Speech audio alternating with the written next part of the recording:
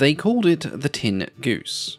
Loud, corrugated, industrial in appearance, and utterly essential to the birth of commercial air travel in the United States.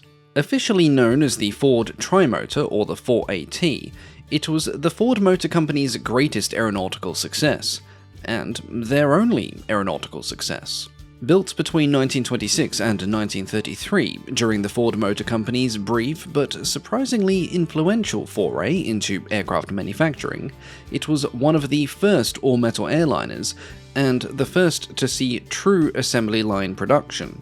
More than an engineering success, the Ford Trimotor became a symbol of a new era, one defined by routine flights, mechanical reliability, and the industrialization of the skies. It paved the way for scheduled passenger service, remote exploration, and technical innovations.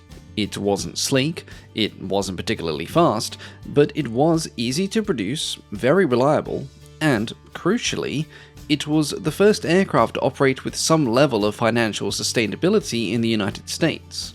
While eventually eclipsed by more advanced designs like the Boeing Model 247 and the Douglas DC-2, the Trimotor's influence on commercial aviation in America cannot be overstated. Before the Ford Trimotor, American air travel was disorganized, experimental, and limited in scope. Ford's entry into aviation helped establish some much-needed structure. Much like how modern platforms help businesses today bring order to complexity. And that's why I want to talk about Odoo, the sponsor of today's video. Odoo is an all-in-one business management software with a focus on enterprise resource planning. It bundles a vast collection of business apps that let you manage accounting, sales, inventory, HR, project management, and manufacturing, just to name a few. Now, one of the biggest challenges business owners face, and I know this from painful experience, is managing your costs. But Odoo's Expenses app makes this all very easy. It's a dedicated application that simplifies the way organizations handle costs. One of the most practical features is the ability to consolidate multiple entries into a single expenses report, streamlining the review process. Managers can then approve all the included items with a single action, which greatly reduces admin overhead. The manager review process itself is also thoughtfully designed. Receipts are displayed alongside each expense, enabling fast, informed decision-making. If necessary, managers can reject individual expenses and add comments to explain their decisions, ensuring accountability and transparency. From there, accounting integration ensures that approved expenses are automatically posted to the company's books. Journal entries are generated without the need for manual input, saving time and reducing the risk of errors. Lastly, for businesses working with client billables, re-invoicing is straightforward. Approved expenses can be quickly converted into customer invoices, supporting accurate and efficient cost recovery. In short, Odoo Expenses provides a comprehensive, structured approach to expense management, and the best thing about all of this is that your first Odoo app is free, forever. No fake free trials, no gotchas, it's free with unlimited hosting and support. And if you want the full suite, it starts at just $31 a month. So, if you want to avoid being smothered by an avalanche of receipts and invoices, Odoo's Expenses app offers a great solution. So click on the link below to try it out today for free. Now, let's take a closer look at the history of the Trimotor. The Ford Trimotor story begins with William Bushnell Stout, an engineer, an entrepreneur, and someone who saw the potential of all-metal aircraft before many others did. Stout was a man with many ideas that were way ahead of their time. For example, back in 1918, he built a strange little airplane that was nicknamed the Batwing. It had a slimmed-down fuselage and a huge cantilever wing that made up most of the airframe, and the engine was buried within the wing itself. Now, the full story of that aircraft, and Stout's other eccentric creations, is one for another day, but in a broad nutshell, a faulty engine and the small matter of the 1918 armistice put a pin in further development. Stout survived the immediate post-war slump, and in 1922 he launched the Stout Metal Airplane Company, backed by several industrialists, including Edsel and Henry Ford. His early aircraft, like the single-engine air sedan, which was inspired by the Batwing, and the Liberty engine-powered 2AT, also known as the Air Pullman, advanced his ideas and pushed new innovations, but they had their issues. Reliability was poor, And the designs, while clever, weren't always practical or comfortable. By the mid-1920s, Stout's company was struggling financially. Though the US Post Office Department wanted to buy some of his 2ATs, he barely had enough money to pay the payroll. And this is when Henry Ford stepped in. Ford, keen to enter the world of aviation, and who saw merits in the designs of all-metal aircraft, approached Stout with a buyout offer. In 1925, he bought the company and folded it into the Ford Motor Company as the Stout Metal Airplane Division, and the 2AT would go into service with Ford's brand new air transport outfit, the Ford Air Transport Service. Later that year, Henry Ford launched the Ford Reliability Tour, an annual event that ran from 1925 to 1931. The goal was simple: promote and reward safety and reliability in aviation, thus boosting public and commercial confidence. The winner of the first tour was a heavily modified Fokker F7. Originally a single-engine design, it had been modified to accommodate 3 engines especially for the event, by order of Anthony Fokker himself. This aircraft became the progenitor of the famous Fokker Trimotor, one of the most influential airliners of the interwar period in Europe. And if you're thinking it looks and sounds a lot like the Ford Trimotor, well, there is a reason for that. Right after the tour, Ford bought the winning Fokker aircraft and gifted it to his son. The next year, it would be used in Richard Byrd's attempt to fly to the North Pole. But in the meantime, during the autumn and winter of 1925 to 1926, it spent plenty of time parked at Ford Airfield in Dearborn in Michigan. Ford saw the potential immediately. 3 engines meant more power, better payload capacity, and an added layer of safety. After all, if one engine failed, you still had 2 more. Around the same time as this, William Stout was still hard at work on improving the design of the 2AT. Now, he was inspired and encouraged to modify the airframe to accept 3 engines instead of 1. And by early 1926, a brand new aircraft was ready to be unveiled, the Stout 3AT. Now, I'm not sure what whiskey Stout was drinking to get through the winter months, but whatever it was, it should probably be banned under the Geneva Convention. The 3AT was not only spectacularly ugly, it flew about as poorly as it looked. The airplane had all the aerodynamics of a bookshelf. This counteracted what was a fairly decent power output, as it was being driven by a trio of 200 horsepower Wright Whirlwinds, which were 9-cylinder radial engines. Unfortunately, these engines were uncowled, and the 2 that were installed in front of the thick cantilever wing severely disturbed the airflow going over said wing. As a result, its maiden flight was almost its last. The aircraft was barely controllable under 80 miles an hour, but its top speed was only 110 miles an hour. Ford's test pilot, Rudolf Schroeder, sat in a cramped, exposed cockpit perched on top of the fuselage.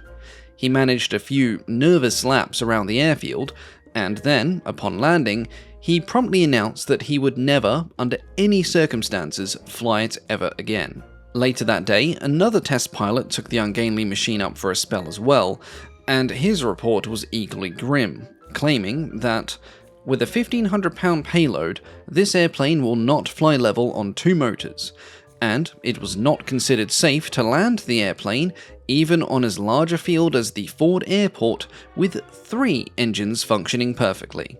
Basically, it was a flying death trap, and one that could barely manage the flying part. Henry Ford, along with other company directors, was present to witness this initial glorious flight, observed the aircraft's laboured attempts at said flight, and having spoken with his horrified test pilots, he then left the airfield in quiet disgust. Now, not long after the disastrous first flight of the 3AT, on January the 16th, the Stout factory burned to the ground. Every aircraft inside was destroyed, including, conveniently, the 3AT prototype. The fire started under mysterious circumstances, and some have speculated that it was an inside job by Ford to do away with the Stout connection and to snap up Stout's design team. One of Stout's most experienced engineers, Tom Towle, later remarked about the incident.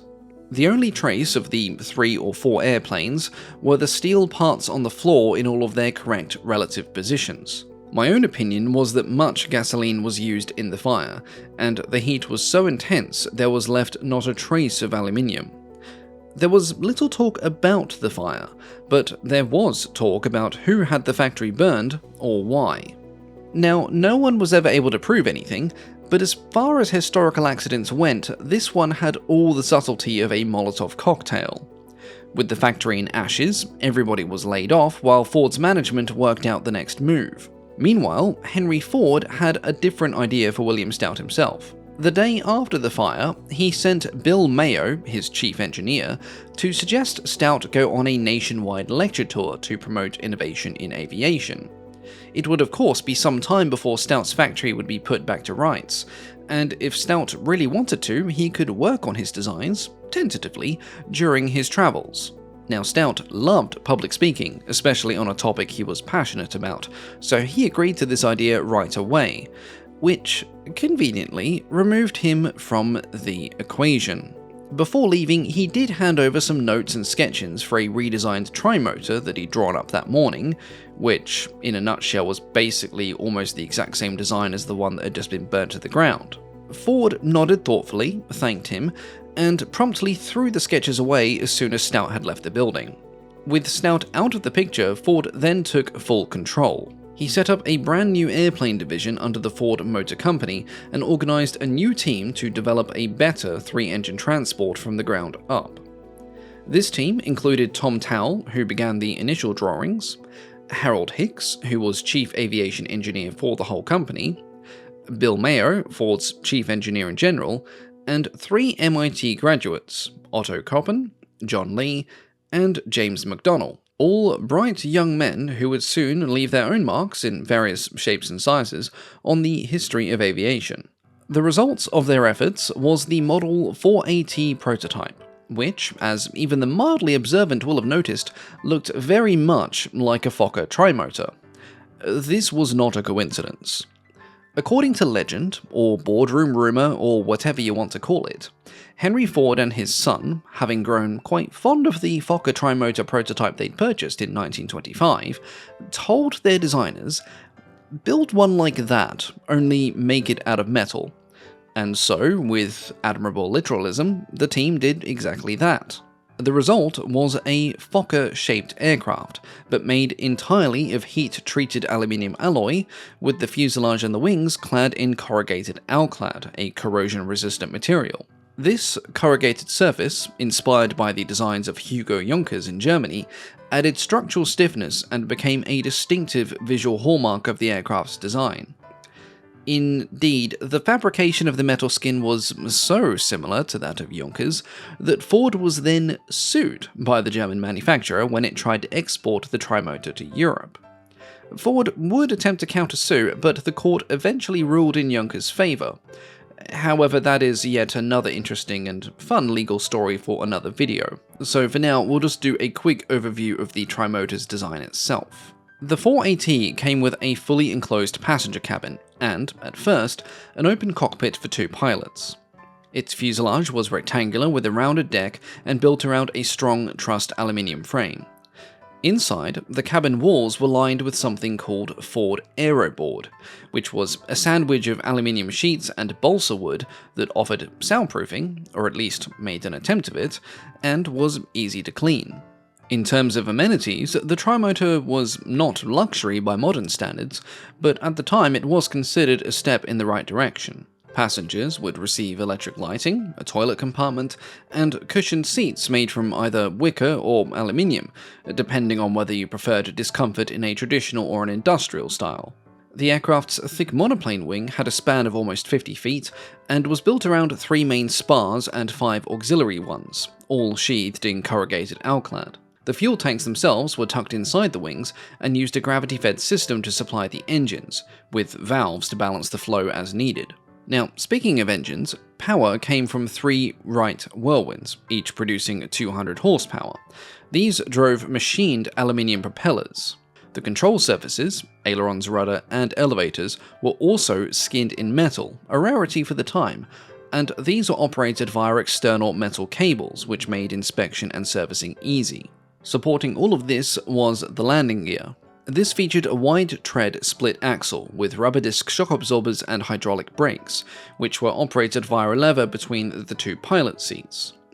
Early models of the Trimotor had a tail skid, which was later replaced by a steerable tailwheel, which was a vast improvement for anyone who ever had to taxi the thing in a straight line on unpaved ground. Upon its completion, the 4AT prototype marked a few firsts in American aviation. It was the first US airliner with an all-metal fuselage and cantilever wing.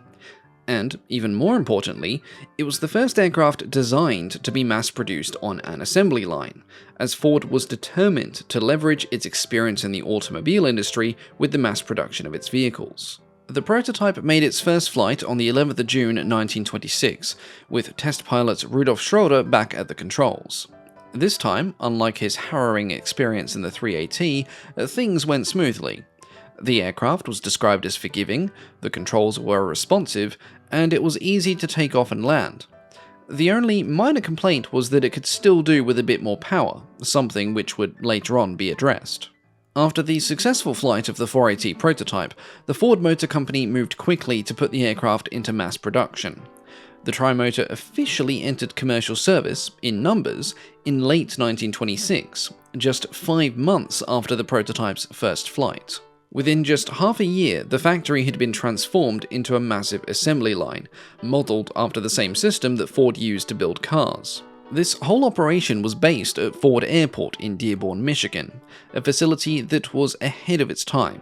Henry Ford's idea of progress involved machines, people, and a very large building arranged in a straight line, and to his credit, it did work. Raw materials came in at one end, and fully assembled aircraft rolled out at the other, ready for test flights. The result was consistent quality, faster output, and lower costs. It was one of the very first times a true assembly line approach had been used in aircraft manufacturing. As soon as a Trimotor came off the line, it was rolled outside and flown for evaluation. Ford Airport itself was also a cutting-edge facility. It had the first paved runways in the United States, 2 concrete strips which were 2,800 and 2,600 feet long. It had hangars, terminal buildings, maintenance facilities, and even its own weather and communication stations. Everything, factory, airfield, infrastructure, was all connected. This kind of integration was rare at the time, and it became a model for future industrial aviation hubs.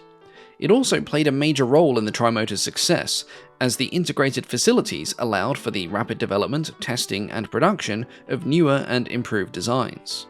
The first production model, the 4AT-A, was powered by 3 Wright Whirlwind radials, like the prototype, each producing 200 horsepower. It carried 8 passengers and included a fully enclosed cockpit for the 2 pilots. 14 of these were built before things moved on to the -B variant. This had slightly more powerful engines, generating 220 horsepower, and the passenger capacity was increased to 12. As production continued, the design continued to evolve. Later versions, like the -E variant, swapped in more powerful engines rated at 300 horsepower. Other upgrades included cockpit improvements, better cabin interiors, and refinements to the landing gear for smoother ground handling. After entering service, the Ford Trimotor quickly established itself as the new cornerstone of airline operations. Its first big role came with Ford Air Transport Service, which had already started flying cargo between Detroit and Chicago back in April of 1925, but using single-engine planes like the stout 2AT. But the transition to the Trimotor allowed for much larger payloads and greater reliability. By 1926, the Trimotor had taken over key routes and enabled the expansion of the service to include cities like Cleveland. These routes operated on fixed schedules, and Ford closely monitored and advertised their performance to demonstrate the feasibility of regular air transport. The Trimotor was already shaping up to be a success, and this was further boosted by the confidence it was enjoying from its aircrews. The aircraft was well received by both pilots, ground crews, and cabin staff. The 3-engine setup gave crews confidence. If one engine failed, you still had 2 more. The aircraft's all-metal corrugated skin gave it remarkable structural strength, allowing it to withstand frequent use in challenging environments. And it could handle short takeoffs and landings, which made it perfect for rough, makeshift airstrips, which, to be honest, was most airstrips at this time. The Trimotor's rugged frame also allowed it to handle some truly astonishing feats of aerobatics and airframe stresses, something that was obviously never done with paying passengers on board, but it definitely helped to boost its popularity. In the early 1930s, Harold Johnson, a renowned stunt pilot, put the Trimotor through several displays that looked like they should have been impossible to perform.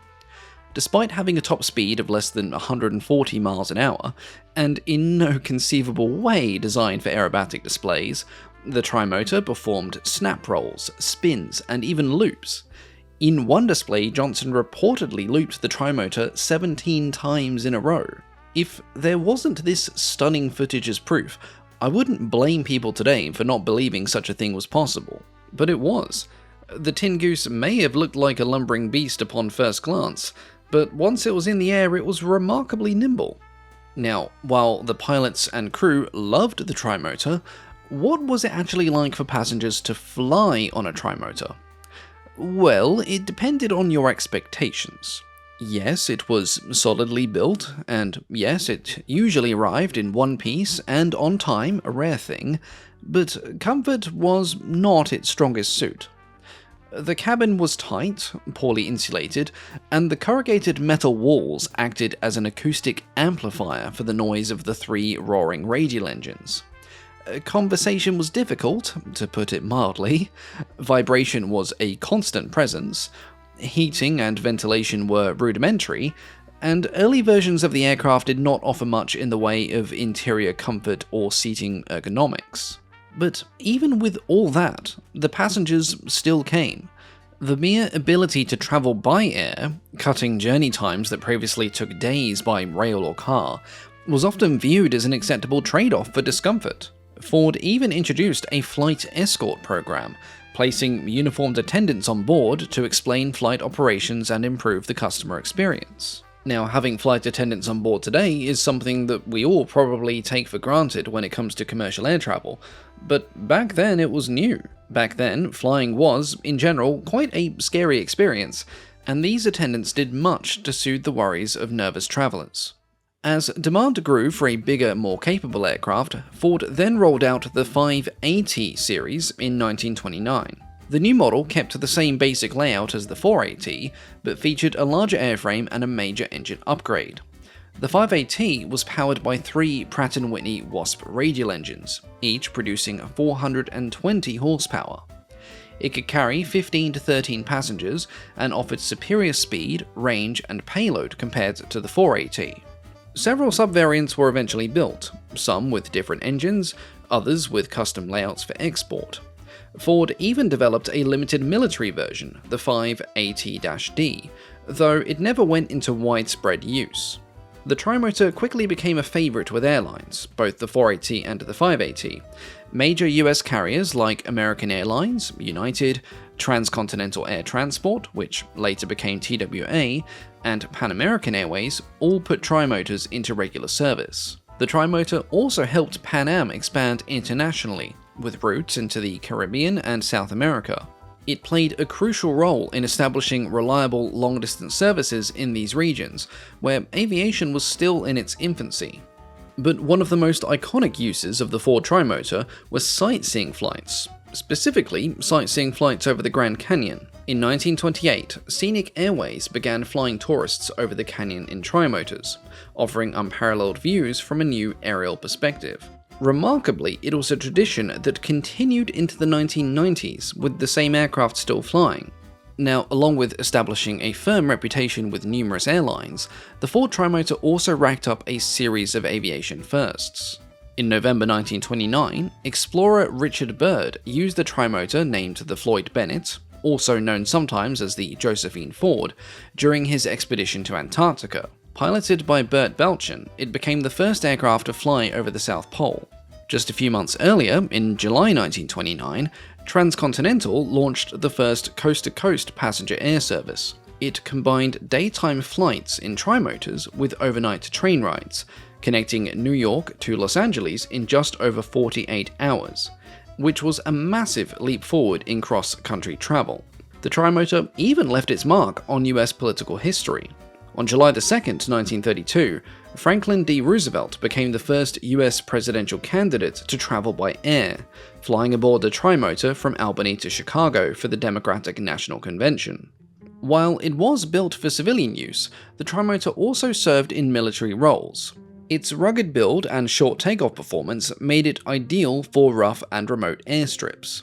The US Army, Navy, and Marine Corps used the Trimotor in small numbers for utility and transport missions. So did 20 foreign nations, including Canada, Mexico, Colombia, and Spain, to name a few. In some cases, the aircraft flew frontier patrols, acted as an air ambulance, or delivered supplies to isolated regions.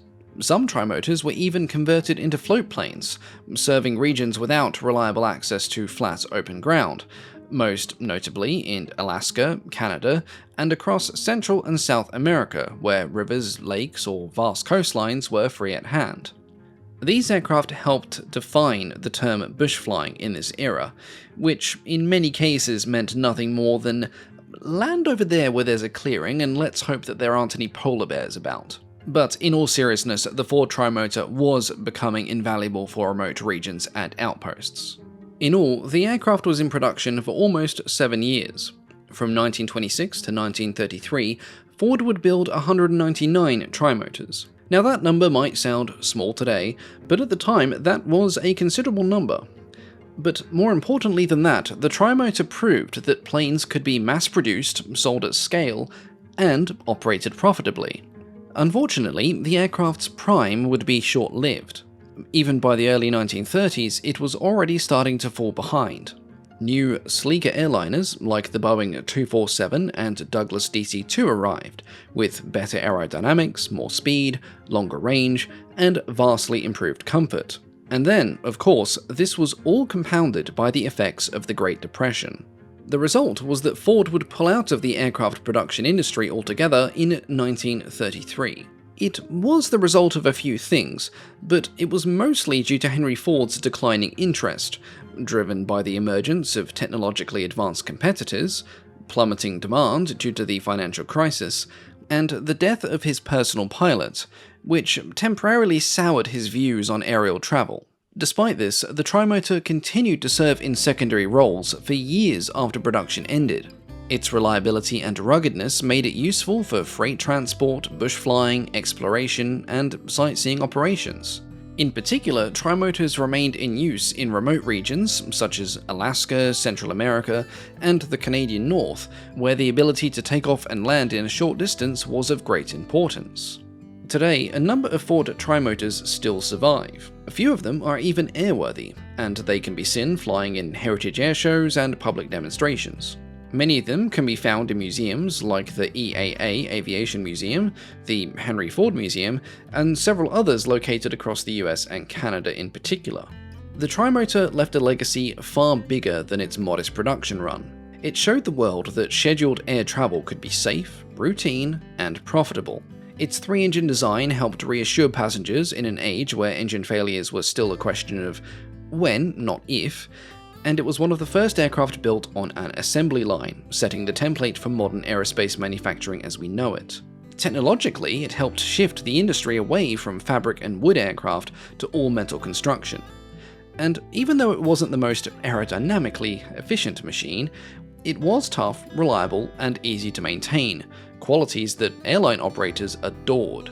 Its utilitarian construction also influenced aircraft design for years to come, particularly those that were designed for operations in harsh and remote environments. In the end, the Ford Trimotor wasn't the fastest, the sleekest, or by far and away the most luxurious aircraft of its time, but it was one of the most important. And despite the fact that for Ford himself, his aircraft division was something of a flight of fancy, the Trimotor's influence can still be felt today. As always, thank you all so much for watching, and a big thank you of course to the Patreon supporters. Yes, I know, 2 videos in 1 week now, that is shocking, but to be fair, this video should have been out much earlier had life not got in the way. Now moving forward, I'm hoping to switch to a weekly upload schedule, where a video will go up on the weekend, either Saturday or Sunday, depending on the internet gods, plus a bonus on Wednesdays as well, if time allows. I'm hopefully going to be locking this schedule in within the next fortnight, so keep an eye out for these videos in the future. A big thank you, of course, to our Wing Commander tier patrons, our highest tier supporters. Now, I'm also currently working on an update video that will be going up on Patreon in early June. It's going to outline my plans for the next year and hopefully give you all some reassurance that my planning isn't just ad hoc chaos. I mean, it has been, but I'm trying to change that, I promise. Anyway, thank you all so much for your continued support, and I will catch you all next time. Goodbye.